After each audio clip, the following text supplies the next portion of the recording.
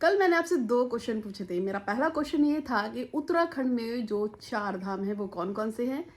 बहुत सारे लोगों ने जवाब दिया है और सभी को पता था गंगोत्री, यमुनोत्री, बद्रीनाथ और केदारनाथ। और दूसरा क्वेश्चन था कि पशुपतिनाथ किस देवता से संबंधित है? तो ये नेपाल में है, भगवान शंकर से संबंधित है, भगवान शिव से।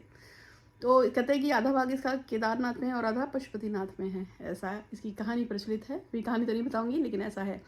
तो जिन 3 लोगों को हमने छांटा है उसमें से एक का नाम है बालास्वामी जो साउथ से हैं और एक का नाम है नंदा देवी जी। ये जो हैं उत्तराखंड पहाड़ से ही हैं और तीसरी हैं आकांक्षा महेश्वरी जी। ये राजस्थान से है। आप सभी को बहुत बहुत बधाई। आप लोगों को मैं गिफ्ट में भेज दूंगी और आप जुड़े रहिए। इस वीडियो के अंत में जो क्वेश्चन होगा उसका जरूर जवाब दीजिएगा। कभी कभी ऐसा होता है कि आप बहुत बहुत सोचते हैं किसी काम के बारे में और उस काम को पूरा करने के लिए लग जाते हैं अपनी पूरे पोटेंशियल के साथ। जैसे मुझे लोग कहते हैं कि मैंने बहुत पूजा करी, मैंने बहुत देवी देवताओं के मंदिरों में चक्कर काटे, दिए जलाए, ये पढ़ा वो पढ़ा, ऐसे किया वैसे किया। जैसे एक मेरे पास मैसेज आया था, उनके ऊपर बहुत कर्जा हो गया था। मैंने उनसे बोला कि आप ये पढ़ लो वो पढ़ लो। अरे ये तो मैं कर चुका हूँ, मैंने ऐसा किया मैंने वैसा किया, मेरे तो ये पूजा कर ली, मैंने वो पूजा कर ली। एक लड़की का मैसेज आया था, उसका काम नहीं बन रहा था तो मैंने कहा आप शिवलिंग पे ऐसे करो वैसे करो, ये वाला शिवलिंग मंगा लो। नहीं मैं तो ये कर चुकी वो चुकी, मैंने ये शिवलिंग पे ऐसे पूजा करी वैसे किया, मेरा काम नहीं हो रहा। तो चलो कभी कभी ऐसा होता है कि आप बोलते हैं कि जी मैंने ये कर लिया मैंने वो कर लिया पर मेरा काम नहीं हो रहा, मैं क्या करूँ। तो कभी कभी ऐसा होता है, कार्मिक लेन देन का सिस्टम जो है ना ये बहुत भयंकर है। इसका जो हिसाब किताब ऊपर वाले ने रखा हुआ है, इस कार्मिक के सिस्टम में यदि कोई फंस जाए और तो उसका काम होगा नहीं होगा, ये कर्मा पे डिपेंड करता है। भगवान जब कोई इंसान जो है जन्म ले रहा होता है तो उसकी एक अलग से एक नक्षत्र गोचर वोचर सब बन जाते हैं और ग्रह नक्षत्र बन के जो जहाँ राहु केतु सूर्य चंद्र मंगल बैठा था पूरी जिंदगी वो उसी के ऊपर चलता है। लेकिन एक भगवान ने और रास्ता दिया होता है। भगवान कहता है कि ठीक है, कर्मा के अनुसार उसके जो भी ग्रह बैठे थे उसके हिसाब से उसकी कुंडली बन गई, जिंदगी भर उसको भोगेगा। लेकिन भगवान फिर भी कहते हैं कि तुम्हारे अपने हाथ में अपनी किस्मत को बदलना होता है।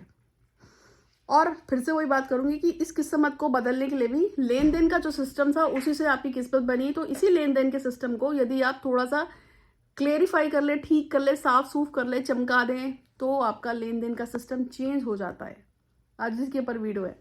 और इसी को अगर आप अपने कार्मिक को ठीक कर लेते हैं तो आपकी मनोरथ भी पूरी जाती है। तो जब लोग मुझसे बोलते हैं कि उनका फला काम नहीं हो रहा है तो मैं कहती हूँ अपने कार्मिक को थोड़ा सा ठीक कर लीजिए।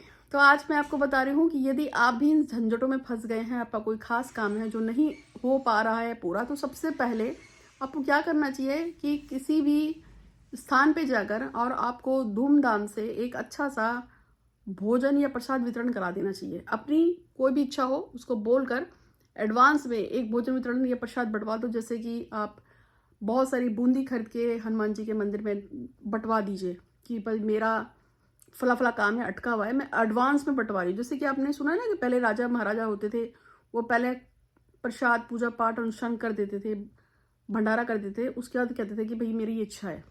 तो यदि आप इस रूल को फॉलो करते हैं तो ये आपके बुरे कर्मों को क्षय करता है, नष्ट कर देता है और आपके सुकून को खोल देता है और आपकी जो इच्छा है उसको पूरा कर देता है। आप कुछ भी कर सकते हैं, आप भंडारे के नाम पे कुछ भी दान धून पुण्य पूजा पाठ कर सकते हैं, ठीक है।